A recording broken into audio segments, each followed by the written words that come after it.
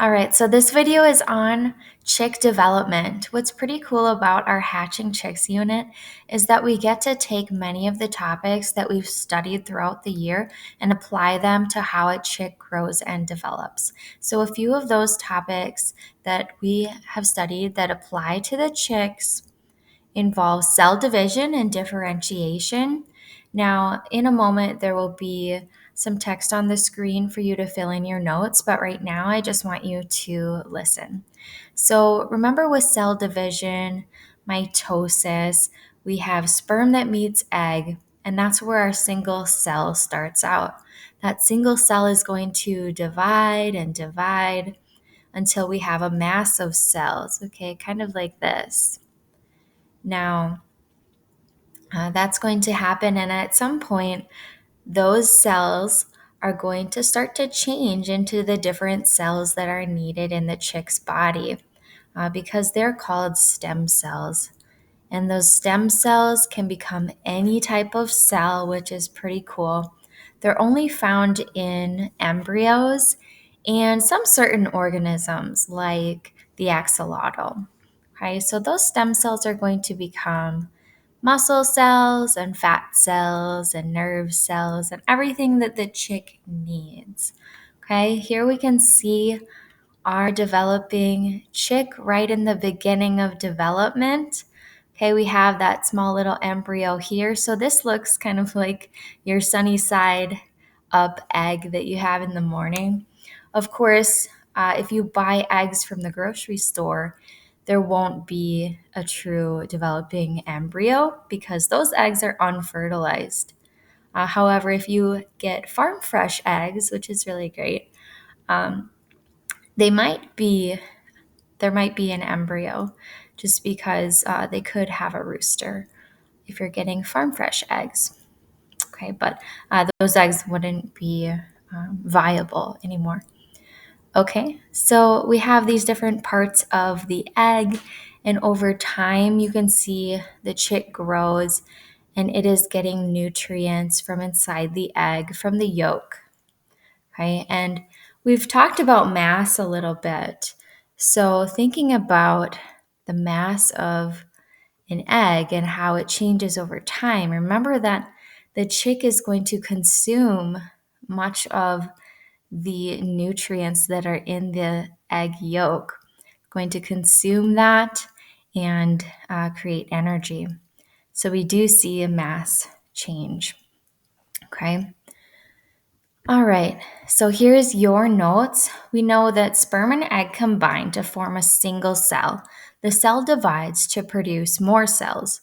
The cells are stem cells that will differentiate, which just means change, into all of the cells in the chick's body. For example, skin, muscle, and bone cells. Okay, next topics we're going to relate are nutrients, energy, and matter. Okay, I see my screen is covering part of this, but that's okay. So here we have the chick that would be developing in the egg, and you can see the gut is connected to the yolk in the egg, and the yolk contains the nutrients. Okay, so it's kind of like in a human embryo or a human fetus, there's the placenta and the umbilical cord that connects to the fetus and gives the food or the energy, food to create energy to the child. So it kind of works in a similar way. Okay. Now we need to know about an equation called cellular respiration. Now, cellular respiration is the opposite of photosynthesis. Okay, remember, photosynthesis is done by plants. Plants take in what? Carbon dioxide, and they produce oxygen. Okay, and they're making food for themselves this way. They're also using energy from the sun to do this process. Okay, and they're taking in water. Now, since cellular respiration is the opposite of photosynthesis, this happens in the cells of organisms. So we take in oxygen to our cells and sugar or glucose from food, okay? And then our cells are going to produce carbon dioxide as a waste product. Now, carbon dioxide is what exhaled in humans, right? And it's going to release water. And behind my face here is energy. Okay, so cellular respiration produces energy for our bodies. We use food to help us do this. So, the difference between cellular respiration and respiration is that respiration is just breathing, right? Oxygen in, carbon dioxide out. Whereas cellular respiration, this is happening in our cells to produce energy. Okay, here are your notes. Okay, the yolk is full of nutrients and it contributes matter to the growing embryo. The yolk also contains sugar, which reacts with oxygen in a process called cellular respiration. When this happens, carbon dioxide and water are produced as waste, and energy is released to be used by the embryo. So, cellular respiration is how the embryo creates energy. The matter comes from the yolk.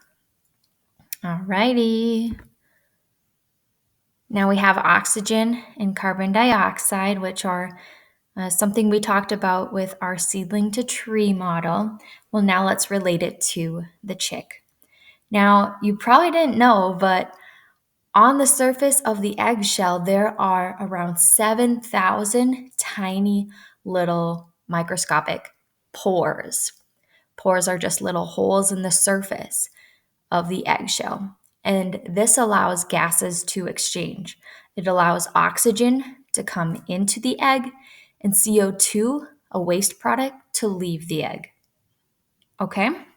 So you can see that exchange of gases here. And this part of the egg here is what we call the air cell. That's going to store oxygen to be used. Okay? Now, cellular respiration, of course, is where we produce that carbon dioxide. Now, that needs to leave the egg. If that carbon dioxide was to build up in the egg, the chick would die because that would be a toxic gas to them. Okay. Now, this reminds me of one of my years in hatching chicks where I made a critical error. Okay, so we have an incubator with all of the eggs in it, and there's a tray that the eggs sit on. Okay, and then there's water that goes underneath so that it evaporates to create humidity. Okay, these eggs need high humidity, but now underneath that, there is a pocket of air. Okay, because it's kind of up. It's up about an inch, and underneath, this is where air can be exchanged. Okay, however, I put too much water and it flowed into that area that was supposed to be for air exchange, and I didn't realize I had too much water in there. So the water was blocking the exchange of oxygen and carbon dioxide. And what happened? The carbon dioxide started to build in the incubator. Okay, and I didn't realize this. I should have checked. And so we had a very low hatch rate that year. I think we only had a few of them hatch. And then when we took a look at the rest of the eggs, many of them were fully developed, but they unfortunately died because of the buildup of carbon dioxide. So it's very important that we take into account the ability for the egg to exchange those gases. Okay, let's take a look here at our last set of notes. Cellular respiration is needed to release energy for the chick. Carbon dioxide is produced as a waste product of cellular respiration. Carbon dioxide leaves the egg through tiny little pores in the shell. Oxygen enters the egg and is stored in the air cell to be used in cellular respiration. Okay. So, this information will be important for you to know and understand for your summative on hatching chicks. Hope this was helpful. Have a great day.